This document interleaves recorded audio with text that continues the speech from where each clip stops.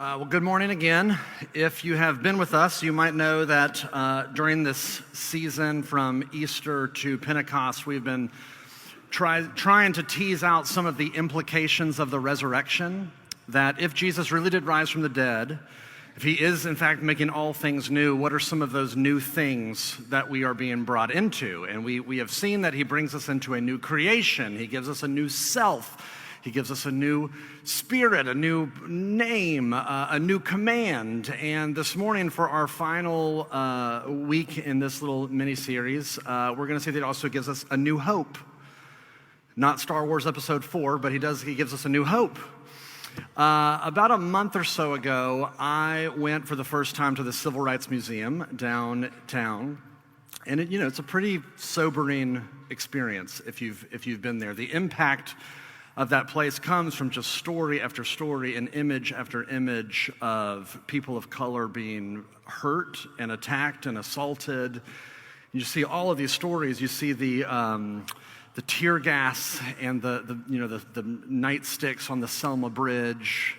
You see the Freedom Rider buses set on fire, and you hear the stories of churches being bombed and houses being bombed, and the Nashville sit-ins where there were just mobs of people just attacking these folks that were just sitting still at the counter.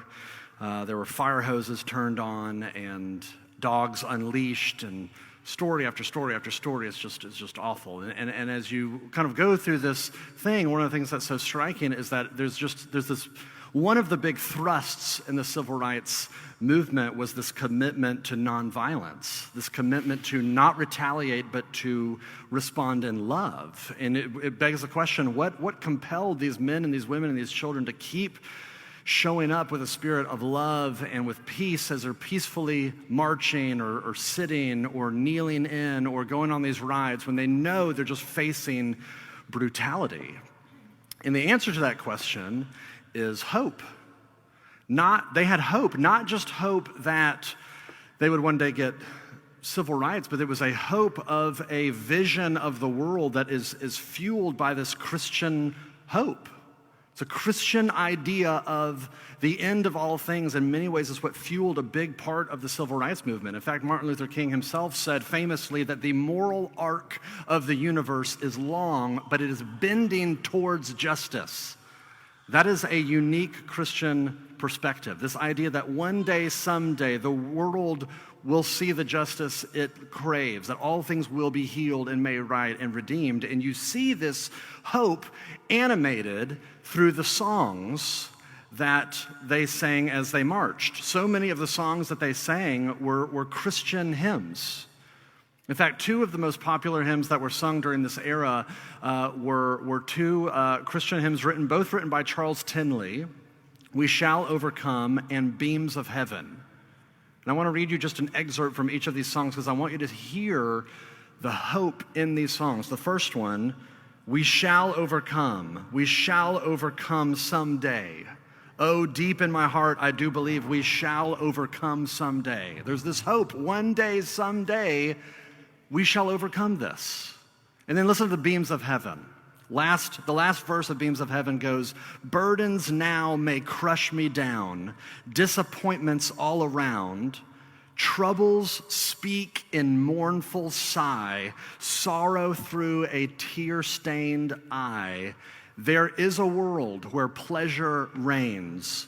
No mourning, no crying, no mourning soul shall roam its plains. And to that land of peace and glory I shall want to go someday. I shall want to go someday. I shall want to go someday. Now, what is this land, this world of peace and glory that these hymns are speaking about? That world, that hope is what I want to show you from the Bible itself this morning. Because that hope is the core of, in many ways, what fueled the civil rights movement and many other examples I could have listed. This unique understanding of what you could call the Christian hope compelled them to keep enduring, to keep moving on with a sense of love. Three things I want to show you about what the Christian hope really is. I want you to see its magnitude, its wonder, and its access. its magnitude, its wonder, and its access. So let's just look at this one at a time. First, its magnitude. Look at verse 1. It says, "Then I saw a new heaven and a new earth, for the first heaven and the first earth had passed away." This is the Apostle John, and he's looking and he's seeing the end of human history, and what does he see? He does not see souls floating in the clouds called heaven. He sees a new heaven and a new earth, a renewed, completely restored, actual planet, concrete, made right, restored, renovated. In some ways you could say he sees a new Memphis without the cracks in the bridges. He sees a restored Tennessee. He sees actual grass and hills and concrete and people and cities and animals, real, tangible, physical world that has been restored and made new.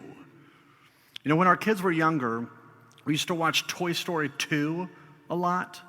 Toy Story 1 was too creepy with the weird doll spider thing that comes out of the bed. Toy Story 3 was way too sad. Toy Story 4 did not exist at the time, but Toy Story 2, sweet spot. And if you remember that movie, Woody the doll gets captured by this really sketchy dude that wants to sell him and all of this paraphernalia to this toy dealer in Japan. But Woody's arm had fallen off earlier in the movie, and so the sketchy dude hires that old man to come and to restore Woody back to his former glory. And you remember that old guy? He comes out with that box with it opens up, has all of these millions of little mini tools in it, and he puts Woody the doll in that little chair that looks like a little dentist chair.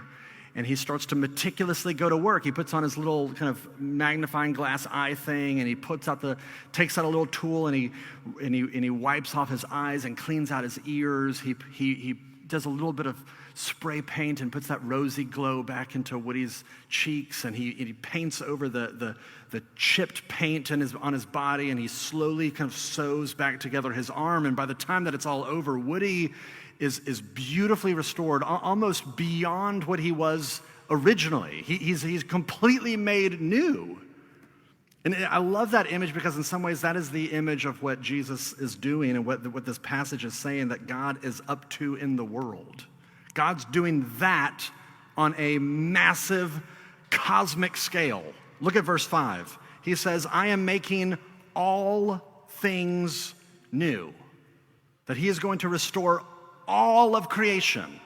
The whole world gets a complete makeover. That is the magnitude of the Christian hope. All things. It's not us going up to heaven, but as verse 2 says, it's heaven coming down to this world.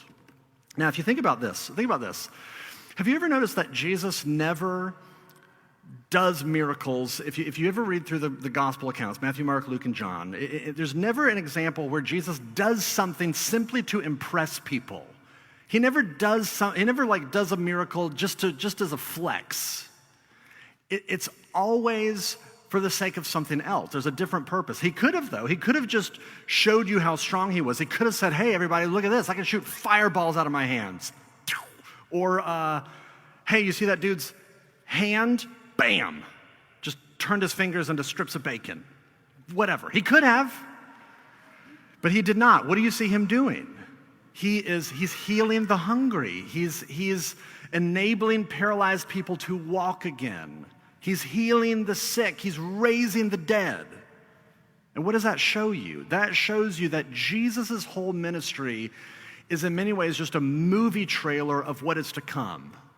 This is what he is doing with the whole world. People were not designed to be hungry, and so he feeds them. People were not designed to be sick, and so he heals them. People were not designed to die, and so he raises them. His whole ministry is just this snapshot forecast of where he is taking the world one day, that all things will be healed and made right, which means this: God cares about the world. And that means you are right to care about the world too. John 3:16, "For God so loved the world." You are right to love coffee and music and art and mem pops and animals. What that shows you is that none of that stuff is going away. It is all in the new heavens and the new earth, beautifully glorified and finally made right. That's the magnitude of the Christian hope, the renewal of all things. Secondly, let's look at the wonder of it, though. If we go a little bit deeper, you begin to say, okay, this is mind-blowing. Let's look at the wonder of this. And there's so many things that we could say here, but I want to give you just two highlights from this passage of the wonder of this vision here. Here's the first. Look at verse 1. If you notice at the very end, it talks about, and the sea was no more. That in this restored world, there's no more sea, no more ocean. And you're like, no more ocean? That's a bummer. No more 30A, no Hilton Head, just land, just like Kansas everywhere. Is that what we're looking forward to? Well, you have to remember when Revelation was written, this was a fishing culture, and the sea represented that which was untamable and unpredictable and dangerous. And so that image of the sea is used all throughout the Bible as this image of chaos, this image of just uncontrollable evil, just things, just pandemonium. And what this vision is telling you is that there will come a day, finally, where there is finally peace, where there is calm, where there's no more need for security systems and to carry pepper spray and to buy insurance. All of that is healed in this new world, which I think is extremely helpful for people like me, people who are perfectionists, people who are control freaks. If you're anything like me, then you get very overwhelmed very easily. When I think about the amount of stuff that's on my plate, of stuff that I have to do, of obligations and deadlines and projects and this and that, it's easy to kind of break out in hives and get stressed. And when I go through life stressed and freaking out, I want to control everything. I want to organize everything. I want everything to kind of be calm and to be peaceful. But what ends up happening is that I typically just kind of go through life constantly irritable, constantly prickly, because it's so chaotic, it's so overwhelming. You resent interruptions. You get frustrated when there's long lines at the grocery store or at the pharmacy. You just go through life prickly, can't catch up. And what's great for me, and for maybe you if you fall in that category, about this vision is it gives you this vision that one day, someday, the world will be made right again. And this fallen world that we now occupy, it is messy, and it is chaotic, and it is frustrating. And to try to control it and try to live a life where there's going to be peace and calm and organization and control, it's a fool's errand. This world will always be chaotic. But knowing that the chaos has an expiration date stamped into it gives you the ability to endure it. Gives you the ability to say, okay, I've got resources now to handle the stress and handle the chaos. I can let some of it fall off of my back. I don't have to be so demanding and controlling to try to make the world do something that it just can't do. And you start to get a little taste of freedom. That's what this vision provides for you, the wonder of a life where it's peaceful. That's the first highlight that I want to show you. Here's the second. Look at verse 3. And I heard a loud voice from the throne saying, behold, the dwelling of God is with man. He will dwell with them, and they will be his people, and God himself will be with them as their God. The second wonder of this Christian hope is that you get to experience unfiltered intimacy with God himself, where you actually behold his face, where faith becomes sight, where you get to see him and are assured with absolute confidence now he is with me and he is for me and he is good. That is what all of our hearts deep down are actually craving. That's what we want. Intimacy and communion with him. And this vision, the wonder of this vision is that you get it. In fact, it even gets sweeter. Look at verse 4. Look at what being in his presence looks like. Here's verse 4. He will wipe away every tear from their eyes, and death shall be no more. Just think about that. In the new heavens and the new earth, in the presence of God, that means there are no more funerals. There are no more school shootings. No more suicide. No more police brutality. No more losing grandparents or parents or spouses or children. No more cancer. No more car accidents. No more pandemics. Death is no more. And it keeps going. Look at this. Neither shall there be mourning, nor crying, nor pain anymore, for the former things have passed away. No more pain, no more crying, no more pain from your family, the screaming, the fighting, the fear, the pain that nobody's getting along here, the deep, horrific wounds of things that have been done to you that nobody else knows about, all of it healed. No more pain from your friends, of the betrayal or the rejection or the backstabbing or this feeling of nobody understands me, nobody gets me. I don't have to know each of your stories to not know that there's just a lot of pain in this room. And what I think is so tender is this detail in verse 4, just of how personal it is, when he says that he himself will be the one that wipes away your tears. He applies his tenderness and his love and his grace to the places of your shame, to the places of your pain. That personal, that intimate. That is the wonder of all wonders, that your particular pain, if it's physical, chronic pain, if it's just the pain in your own soul, the wounds that you and I always carry around in this life, that one day, someday, those particular wounds and losses will be healed and made right because you find yourself in the tender embrace of a healing God who is committed to making everything right, everything broken, healed, everything sad, untrue. That is this God that we are moving towards. The moral arc of the universe does indeed bend towards justice, shalom, peace. Final question. How do you get it? How do you hook into that? How do you access that? Well, let's look at that lastly, briefly. Look at verse 7. He says, "To the thirsty I will give from the spring of the water of life without payment." The spring of the water of life. That is a picture of utter refreshment, the fullness of satisfaction.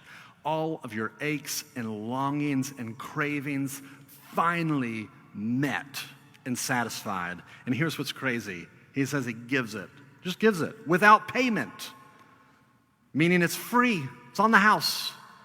No payment required, which means you have to do nothing in order to get it. No hoops to jump through. You don't have to be good to get this. You don't have to be a leader to get this. You don't have to be nice to get this.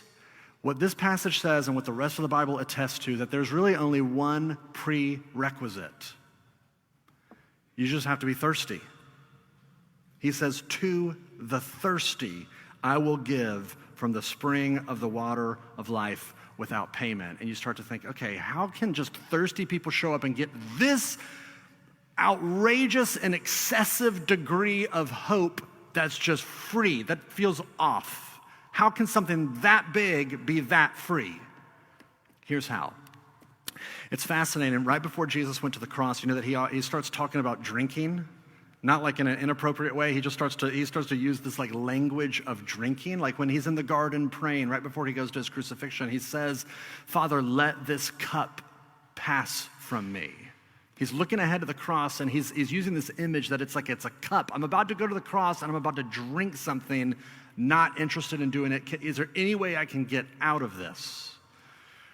And then he goes to the cross, and he ends up drinking that metaphorical cup, and you see him on the cross writhing in agony, like he just chugged poison. And he's gasping, and he's crying out. And yet in the midst of that, he also talks about that he's thirsty. It's interesting, in John chapter 19, 28, he calls out, "I am thirsty." In Psalm 22, which is a messianic psalm, a psalm that's written kind of looking forward to the Messiah's crucifixion. It says that his tongue sticks to the roof of his mouth. Here you have Jesus in Revelation 21 as the source of living water, and yet on the cross he seems to be dying of thirst. He is the fountain of satisfaction, and yet he is withering away by spiritual dehydration. And you wonder, okay, what in the world is going on? Well, all throughout the Bible, there is this metaphor to describe God's wrath and his punishment and his anger against sin and injustice, and it's described as a cup. All throughout the Bible, that's the metaphor, that he's going to take this cup of his wrath and he's going to pour it on his enemies and make them drink it all the way down to the bottom. And what Jesus does is he steps in and he volunteers to drink that cup himself. He volunteers to step in and take in that poison of God's wrath for the sins of the world, and he drinks it all the way down to the bottom, and it totally obliterates him from the inside out. It's like being hot and sweaty on a hot Memphis summer day and going and getting a tall glass of hot sand and just drinking it to the bottom. You're just gagging, coughing, crying out, tongue sticking to the roof of your mouth, and here is this man in a cosmic way, drinking in death. Why? So that he can offer you the spring of the water of life. He drinks the cup of God's wrath so that you can drink from the cup of salvation. How do you get it? You just show up thirsty because he paid it all. He paid for it so that it would be free to you. He drinks in death so that he can give you life. Here's what Jesus says in John chapter 7, verse 37. He says, if anyone is thirsty, let him come to me and drink. That's all you got to do. Show up to Jesus with thirst, and he will give you a foretaste of this satisfaction that is to come. And when you get in on that action, that's what gives you the resources to be able to endure the pain and the challenges and the suffering and the brutality of this life with hope and faith and love. That's what gives you the resources to pursue justice and mercy right here in our city and to not give up and to keep going. That's what gives you the resources to worship even as you weep. As the hymn goes, there is a world where pleasure reigns. No mourning soul shall roam its plains, and to that land of peace and glory I shall want to go someday. I shall want to go someday. So if you are thirsty this morning, the invitation for you and for me would be this. Come to Jesus and drink. Let me pray. Father, I pray knowing that those of us in this room, we are hurting and we are thirsty. And I pray that you would anchor us in this vision of the world to come, purchased by the life and death and resurrection of Jesus. And I pray that you would give us the resources by your Spirit to lean into this vision more and more as thirsty people, as weak and needy and hurting people, as people that are getting beat up by the world around us. And I pray that that would give us the resolve, the perseverance, the kindness to move out in love, knowing that we have this hope purchased by Christ. And it's in his name we pray. Amen.